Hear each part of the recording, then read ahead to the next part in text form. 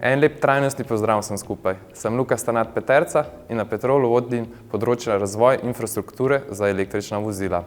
Ob vožnji po avtocesti je želja uporabnikov napolniti električni avto kar v najkrajšem času, za kar pa so potrebne velike moči polnjenja, katere pa v velikih primerih ni ali pa je strošek enostavno prevelik.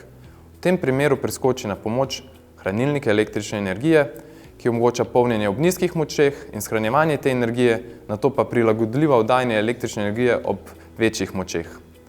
Tako smo v Petrolu izvedli pilotno postavitev hranilnika električne energije s kapaciteto 210 kWh in močjo 300 kW na bencinskem servisu na Kozini.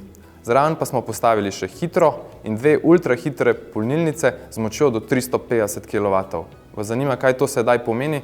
To pomeni, da sedaj razblinjamo mit, da mora uporabnik postaviti še šotor na avtocestnem postajališču in čakati, da se avto napolni, saj se lahko avto v nekaj minutah napolni za kar 100 km. Tekom projekta smo razvili ustrezen nadzorni sistem za upravljanje moči in pretoka električne energije, s katerim prilagajamo konične obremenitve v omrežju in na samih polnilnih postajah. Trenutno smo v zadnji fazi testiranja za povezovanje hranilnika električne energije v električno omrežje na način, da se bo zagotavljalo nudenje sistemske storitve terciarne rezerve. Projekt je bil izveden tudi v okviru EU projekta NEXT-E, ki je delno sofinanciran iz instrumenta za povezovanje Evropske unije. V samem Petrolu si prizadevamo za razvoj in omogočanje trajnostne mobilnosti, kar tudi delamo z razvojem polnilne infrastrukture in tudi ta lokacija je bila narejena tako, da je omogočena nadaljnja širitev.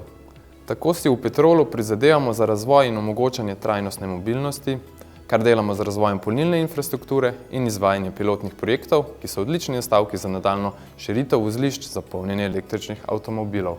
In to vam obljubljamo, da bomo tudi počeli vnaprej in to uspešno.